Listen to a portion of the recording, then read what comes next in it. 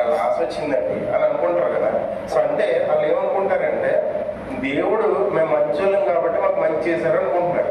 Okay, ఆ ఉద్దేశంతో ఇక్కడ దేవుడు ఆ కాంటెక్స్ట్ లో మాట్లాడుతున్నాడు. సో అయితే ఇక్కడ 6వ వచనంలో కనుక చూస్తే ఒక మనుషునికి ద్రాక్ష తోట ఉందంట.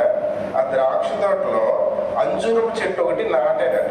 అంటే బైబిల్లో కూడా మనకు ఒకటి ఉంటుంది కదా. సో మనల్ని ఎక్కడి నుంచో తీసుకొచ్చి అన్ని జనుల్లో ఉన్న మనం తీసుకొచ్చి ఆయనలో మనం నాటుకున్నాడంట. ఓకేనా. సో తర్వాత అక్కడ నాటిన కానించి ఆయన ఏం చేస్తున్నాడంట, పళ్ళు వెతుకుతున్నాడంట. ఓకేనా. అంటే దాని ఏమైనా ఫలిస్తుందేమో. ఒకవేళ మనం కూడా ఒకసారి ఆలోచిద్దాం. ఏదైనా ఒక మొక్క వేసాం, ఓకేనా, లేదా ఏదైనా ఒక చిన్న పని ఒకటి చేస్తాం, దాని నుంచి మనం ఆశిస్తాం. మన పిల్లలు ఉన్నారు. సో మన పిల్లలు ఈ సంవత్సరం నెక్స్ట్ క్లాస్కి వెళ్ళకపోతే ఎలా ఉంటుంది మనకి? ఇప్పుడు 6వ క్లాస్ చదువుతున్నాడు, మా అబ్బాయి 6వ క్లాస్ చదువుతున్నాడు. నెక్స్ట్ క్లాస్ 7వ క్లాస్కి వెళ్ళకపోతే ఎలా ఉంటుంది అంటే ఫీల్ అవుతాం.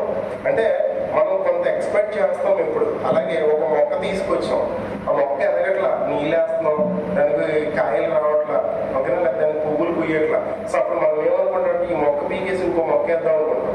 ఓకేనా. అలాగే ఇక్కడ కూడా ఏమవుతుందంటే అక్కడ ఉన్న యజమానుడు లేకపోతే ఆ మనుష్యుడు అంటున్నాడంట ద్రాక్ష తోట మనతో, దీన్ని ఎందుకు నరికే ఈ ప్లేస్ లో మనం ఇంకోటి వేద్దాం, 3 ఏళ్ళ నుంచి చూస్తున్నాం కానీ దీంట్లో ఏ ఫలాలు ఫలించట్లేదు. మనకు గుర్తు రావాల ఒక విషయం ఏంటంటే, ఏసైకి ఒకసారి ఆకలేసినప్పుడంట దూరం నుంచి అంజూరు చెట్టును చూశారంట. సో ఆ టైంలో ఏమైనా ఫలాలు ఫలిస్తాయా అని చెప్పి దగ్గరకు వచ్చి చూశారంట. సో ఈ విషయం మనందరికీ తెలిసిందే. కానీ అది ఫలాలు లేకపోవడంతో ఏసైకి కోపం వచ్చి ఏం చేస్తాడు, దాన్ని శపించేస్తాడు. అంటే దేవుడు మన నుంచి కొన్ని ఆశిస్తున్నాడు, మరి మనం ఫలించే వారంగా ఉంటున్నామా లేదా అనేది మనం చెక్ చేసుకోవాలి. ఓకేనా. అయితే దేవుడు మన నుంచి ఏం ఆశిస్తున్నాడు, ఓకేనా, ఒకసారి అది కూడా చూద్దాం. ఒకసారి మత్తయి 5వ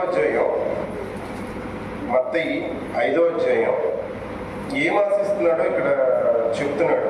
సో అంటే ఆ మొక్క నుంచి, ఓకేనా, ఆ అంజూరు చెట్టు నుంచి ఏం రావాలని కోరుకుంటున్నాడు కూడా చూద్దాం. ఒకసారి 5వ అధ్యాయం 13వ వచనం చూడండి. మీరు లోకమునకు ఉప్పై ఉన్నారు.